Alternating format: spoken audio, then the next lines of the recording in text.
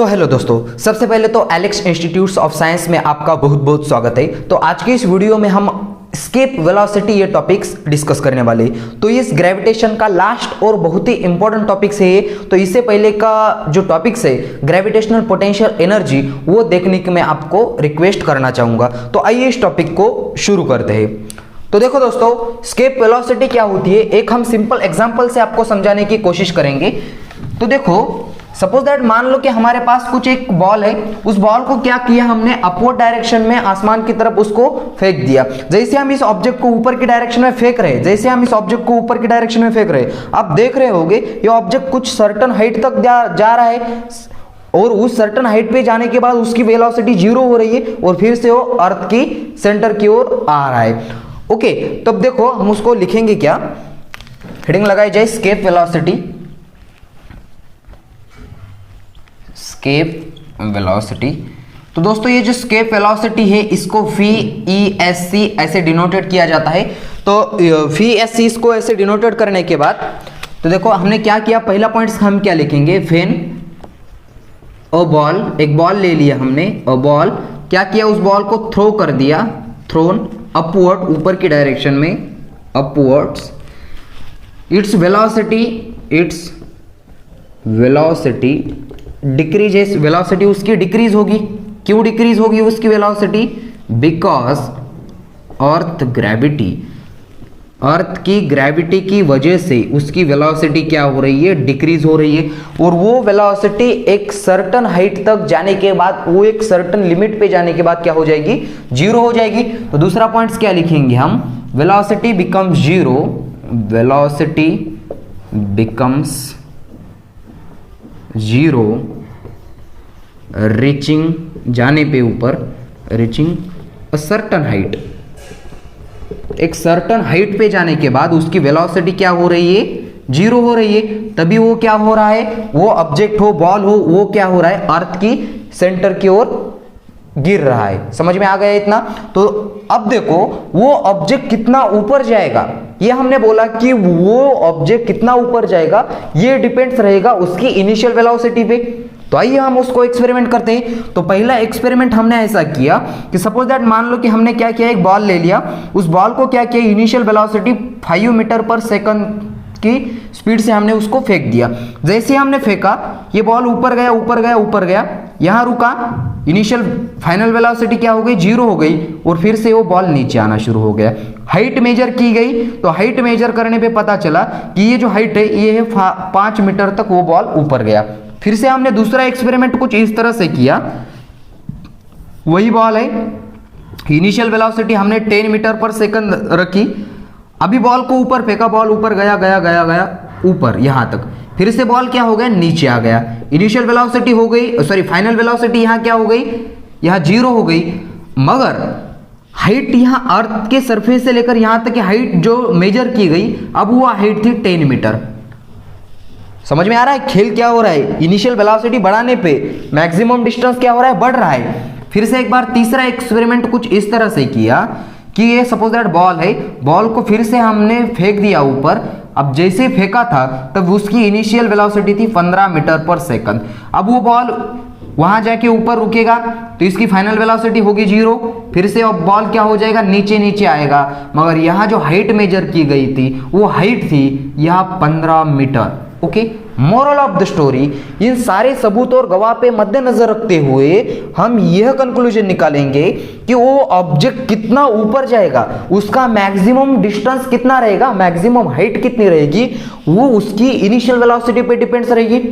ठीक है यहां तक। तो हम उसका तीसरा पॉइंट लिखेंगे कि क्या लिखेंगे, तीसरा point, its maximum Heights, its maximum height, maximum height किस पे डिपेंड्स रहेगी, depends upon initial velocity, initial velocity, you माने इनिशियल वेलोसिटी है। ये तो हमने एक्सपेरिमेंट किया, मगर भैया ये अदालत सबूत मांगती है। सबूत क्या है इसका, तो आइए हम इसका सबूत दे देते हैं। ओके, जल्दी से फटाफट से इसका स्क्रीनशॉट ले लो, हम देख लेते हैं इसका आगे का टॉपिक्स। ले लिया स्क्रीनशॉट, मिटाए, 1 2 3 मिटा रहे।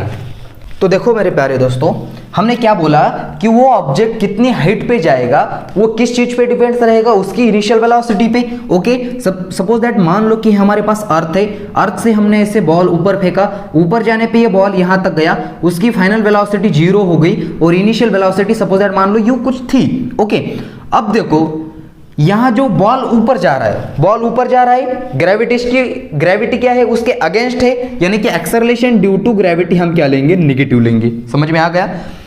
अब देखो हमारे पास 3 काइनेमेटिकल इक्वेशन है, उन 3 काइनेमेटिकल इक्वेशन में से हम दूसरा वाला काइनेमेटिकल इक्वेशन यहां यूज करेंगे। तो दोस्तों दूसरा काइनेमेटिकल इक्वेशन होता है v square is equal to u square plus 2as। Okay, phi की वैल्यू क्या है, फी अब यहां समझ में आया रहा होगा, फी क्या है, फाइनल वेलोसिटी, यू है इनिशियल वेलोसिटी, ए है एक्सेलरेशन ड्यू टू ग्रेविटी और एस है मैक्सिमम डिस्टेंस। ओके, यहां से अर्थ से सेंटर सरफेस से लेकर उस ऑब्जेक्ट तक का, या 0 का स्क्वायर हो जाएगा, यहां यू का स्क्वायर प्लस 2, या ए की जगह -g इंटू एस। ओके, सारी वैल्यू हम पुट कर दी, इसको रीअरेंज करेंगे, 0 का स्क्वायर 0 हो गया, यू का square you plus minus 2gs, -2gs वाली क्वांटिटी इस साइड भेज दो तो प्लस हो जाएगी, 2gs equal to u square, 2g भी उस साइड भेज दिया तो s equal to u square upon 2g। तो यही है प्रूफ इसका। तो s अगर g क्या है, स्मॉल हाइट है, स्मॉल हाइट के लिए तो g की वैल्यू 9.8 ही रहेगी। इसका मतलब क्या है, उस सर्टन लिमिट के लिए g की वैल्यू तो कांस्टेंट हो गई। ओके, तो s इज डायरेक्टली प्रोपोर्शनल होगा u का स्क्वायर को, यानी कि इनिशियल वेलोसिटी बढ़ाने पे मैक्सिमम डिस्टेंस बढ़ रहा है। ओके, तो यही है इसका प्रूफ। अब देख लेते, हम तो कोई भी ऑब्जेक्ट ऊपर फेंक रहे, ऊपर फेंकने पे क्या हो रहा है, वो ऑब्जेक्ट तो अर्थ की सरफेस पे गिर रहा है, मगर अगर हमको कोई स्पेसक्राफ्ट लॉन्च करना है भैया, तो अगर हमको स्पेसक्राफ्ट लॉन्च करना है तो उसको कुछ इनिशियल वेलोसिटी देख के हमने तो उसको लॉन्च कर दिया, मगर वो क्या हो जाएगा, उसकी भी सर्टेन लिमिट पे जाने के बाद वो क्या हो जाएगा, उसकी फाइनल वेलोसिटी 0 हो जाएगी और वो अर्थ की सरफेस पे फिर से गिर जाएगा। मगर ऐसा ना हो तो इसके लिए उस स्पेसक्राफ्ट की स्पीड, उसकी इनिशियल वेलोसिटी कितनी रखनी चाहिए, वो ताकि वो अर्थ के सरफेस पे ना गिरे। तो देखो हम ऐसा बोल सकते हैं, क्या बोल सकते हैं हम कि initial velocity equal to escape velocity, initial velocity equal to escape velocity. ठीक है, फटाफट से इसका स्क्रीनशॉट ले लो। अब देख लेते हैं हम वो स्पीड कितनी होनी चाहिए। ओके, तो देखो दोस्तों, सपोज दैट मान लो कि ये हमारी अर्थ है, ये क्या है, हमारी अर्थ है, यहां से अर्थ से लेकर यहां तक का डिस्टेंस मान लो कि r है, और इस अर्थ की कुछ ना कुछ तो ग्रेविटेशनल फील्ड होगी। सपोज दैट मान लो कि ये इसकी क्या है, अर्थ की ग्रेविटेशनल फील्ड। ओके, ये अर्थ की ये जीएफ हो गई, अर्थ की भी जीएफ हो गई। ओके, अब देखो क्या किया हमने, एक स्पेसक्राफ्ट ले लिया, ये है हमारा स्पेसक्राफ्ट। अब इसको हम लॉन्च करेंगे, जैसे हम इसको लॉन्च करेंगे तब ये स्टार्ट हो जाएगा, 1 2 3 4 हो गए, ये स्टार्ट हो गया और ये गया ऊपर गया अर्थ की ग्रेविटेशनल फील्ड के बाहर, यानी कि यहां तक गया, और वो गया इन्फिनिटी तक। वो कहां तक गया, इन्फिनिटी तक। ओके, वो गया इन्फिनिटी तक। अब अर्थ की ग्रेविटेशनल के बाहर जी की वैल्यू तो क्या हो जाएगी, 0 हो जाएगी। ओके, ये स्पेसक्राफ्ट वहां जाके रुका, इसका मतलब फी इक्वल टू क्या हो गया, यहाँ 0 हो गया फाइनल वेलोसिटी। और यहाँ जो u है उसको हम क्या बोलेंगे, एस्केप वेलोसिटी, वो कितनी होनी चाहिए, तो दोस्तों वो होनी चाहिए 11.2 किलोमीटर पर सेकंड। इतनी उस स्पेसक्राफ्ट की स्पीड होनी चाहिए, तभी वो स्पेसक्राफ्ट लैंडिंग करने के उसको टेक ऑफ करने के बाद वो अर्थ की सरफेस पे नहीं गिरेगा। तो देखो वो कहां से आ गई स्पीड। ओके, ये भी सबूत मांगती है दुनिया भैया, अदालत सबूत मांगती है। तो क्या देंगे हम इसका सबूत, क्या बोला था हमने पहले ही, इनिशियल वेलोसिटी इक्वल टू क्या बोला था, स्केप वेलोसिटी। और स्केप वेलोसिटी को किससे डिनोटेट करेंगे हम, VASC, इसको ऐसे डिनोटेट करेंगे। तो देखो दोस्तों, अब हमको यहां क्या करना होगा, 2 केसेस लेने पड़ेंगे। पहली केस है स्पेसक्राफ्ट अर्थ के सरफेस पे था, स्पेसक्राफ्ट इन्फिनिटी पे जाके पहुंचा, तब हमको यहां law of conservation of energy use करना है। Law of conservation of energy क्या बोलता है कि अर्थ के सरफेस पे हो या दुनिया में आप कहीं भी चले जाओ, उस स्पेसक्राफ्ट के पास जो टोटल एनर्जी होगी वो कांस्टेंट रहेगी, है ना। द रेट ऑफ उसको क्या बोलते हैं, energy neither be created nor be destroy but it convert one form to another form, यही है कंजर्वेशन ऑफ एनर्जी। तो देखो हम वही यूज करेंगे। हम सबसे पहली केस है हमारे पास, केस 1। इसमें क्या है, ऑब्जेक्ट क्या है, वो स्पेसक्राफ्ट क्या है, उसको हम ऑब्जेक्ट बोलेंगे। ऑब्जेक्ट कहां है, surface of the earth, surface of earth, earth के क्या है, सरफेस पे है। तब उसके पास जो एनर्जी होगी, कौन सी energy, kinetic energy. Total energy कैसे निकालते, kinetic energy plus potential energy. तो काइनेटिक एनर्जी इक्वल टू हो गई 1/2 m उस ऑब्जेक्ट का मास, स्पेसक्राफ्ट का मास, और अर्थ का मास क्या है, कैपिटल M। 1/2 m फी का स्क्वायर, यानी कि वो फाइनल v का स्क्वायर ESC, उसकी क्या है, ये है स्केप वेलोसिटी, और स्केप वेलोसिटी किसके बराबर है, इनिशियल वेलोसिटी के। ओके, अब इसको क्या करेंगे, ये पॉइंट को एज इट इज रहने देंगे, हम b निकालेंगे। b माने क्या है, उसकी पोटेंशियल एनर्जी। अब आता है ट्विस्ट, पोटेंशियल एनर्जी का फॉर्मूला mgh हम नहीं लेंगे। क्यों नहीं लेंगे, क्योंकि जो mgh वाला फॉर्मूला है वो तभी काम करता है जब क्या हो कि जो हाइट हो वो बहुत ही कम हो। मगर हम किसके कंपैरिजन कर रहे हैं, इंफिनिटी तक की। इसका मतलब क्या होगा, वो जो ग्रेविटेशनल पोटेंशियल एनर्जी का फॉर्मूला था वो यहाँ अप्लाई होगा। तो ग्रेविटेशनल पोटेंशियल एनर्जी का फॉर्मूला क्या था, इंफिनिटी के नीचे -g minus capital G capital M small m divided by r plus h। यहां नहीं लेंगे हम, क्यों, क्योंकि हम सरफेस की बात कर रहे हैं, तो यहां r ले लिया। ओके, ये होगी काइनेटिक एनर्जी और पोटेंशियल एनर्जी। इसी तरह हम क्या करेंगे, इसकी टोटल एनर्जी निकालेंगे। इसकी क्या निकालेंगे हम, total, to calculate total energy. Total energy के लिए हम E1 लेंगे। टोटल एनर्जी का फॉर्मूला क्या होता है, kinetic energy plus potential energy. सारी की सारी वैल्यू है हमारे पास, पुट कर दो इस वाले इक्वेशन में। तो काइनेटिक एनर्जी की वैल्यू होती है 1/2 mv² ESC, यहाँ प्लस और यहाँ का माइनस हो गया, G capital M small m divided by R।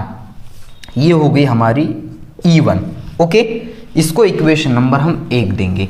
इसी तरह क्या करेंगे हम, अब इंफिनिटी पे जाके टोटल एनर्जी उसकी कैलकुलेट करेंगे। तो टोटल एनर्जी क्या करेंगे कैलकुलेट करने के लिए, केस हमारे पास दूसरी है, case 2 at object at infinity. Object क्या है, एट इंफिनिटी। अब ऑब्जेक्ट इंफिनिटी पे चला गया, इंफिनिटी पे जाने पे उसके पास कितनी काइनेटिक एनर्जी होगी, काइनेटिक एनर्जी का वही फॉर्मूला लगाएंगे 1/2 mv²। तो v तो यहां रुका ऑब्जेक्ट वहां जाके 0 हो गई। किसी भी चीज को 0 से मल्टीप्लाई, इसका मतलब क्या है, भैंस के आगे बीन बजाना, 0। ओके, फिर से एक बार पोटेंशियल एनर्जी फाइंड करेंगे। पोटेंशियल एनर्जी का वही formula -g capital M small m divided by r।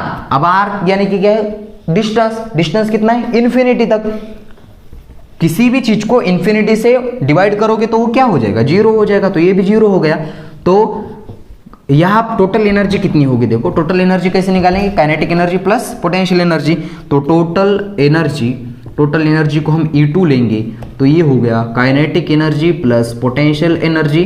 Kinetic energy थी 0, पोटेंशियल एनर्जी थी 0, टोटल एनर्जी आ गई 0। ओके, तो E2 हमारे पास क्या आ गया, 0। तो इसे इक्वेशन नंबर क्या देंगे हम, 2। अब देखो इक्वेशन नंबर 1 और 2, इसको क्या अप्लाई करेंगे हम, law of conservation of energy. तो using law of conservation of energy, using law of conservation of energy. Law of conservation of energy क्या बोलता है, इंफिनिटी पे और सरफेस पे एनर्जी उस ऑब्जेक्ट की क्या रहेगी, कांस्टेंट रहेगी। तो हम ऐसे यहां बोल सकते हैं E1 बराबर क्या हो जाएगा, E2। तो E1 कितना है हमारा, ये देखो यहां 1/2 mv² ESC -g capital M small m divide by R। तो यहां पुट करेंगे 1/2 mv² ESC -g capital M small m divided by R equal to E2 क्या है, 0। अब ये जो माइनस वाली क्वांटिटी है वो इस तरफ भेज दो, तो क्या हो जाएगा 1/2 mv² ESC माइनस का प्लस हो गया G capital M small m divided by R। Small m से स्मॉल m बेचारा कैंसल आउट हो गया, 2 को उस साइड भेज दो, तो क्या हो जाएगा v² ESC equal to 2G capital M divided by R। Okay, अब इसको हमको तो ये स्क्वायर के फॉर्म में आ गया, लेकिन हमको किस फॉर्म में चाहिए, सिर्फ फी के फॉर्म में चाहिए। तो इसको क्या करेंगे, हम बोथ साइड को स्क्वायर रूट लेंगे। तो फटाफट से इसका जल्दी से स्क्रीनशॉट ले लो। इस साइड का हम मिटा रहे, मिटाए, इस साइड का मिटा रहे। ओके ठीक है,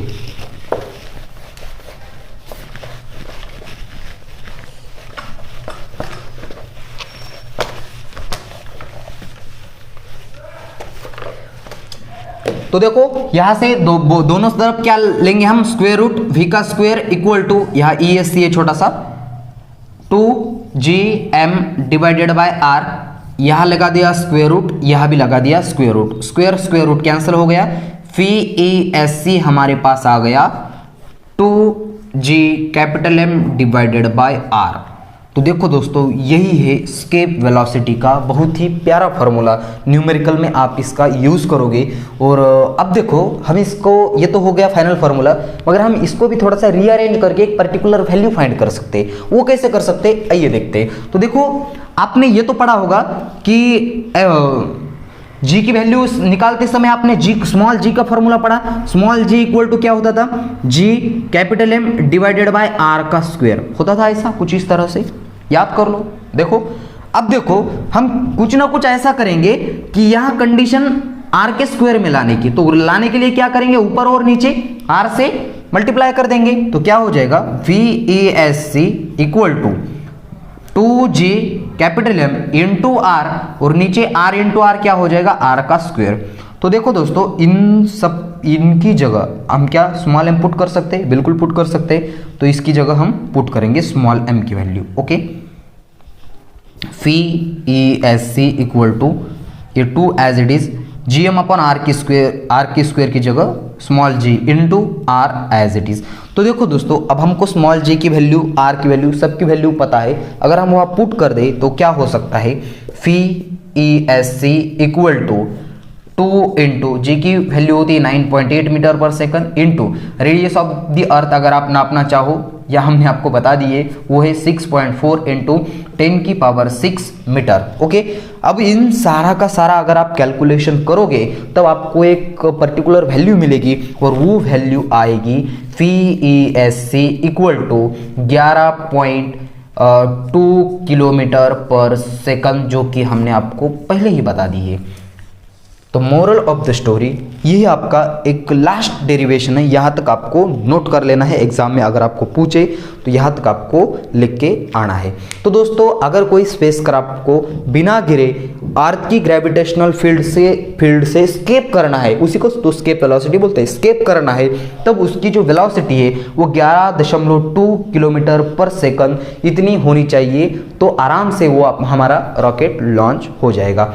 तो आज के इस वीडियो में बस इतना ही, यहाँ इस वीडियो को देते हैं फुल स्टॉप। तब तक के लिए वेरी ऑल द बेस्ट।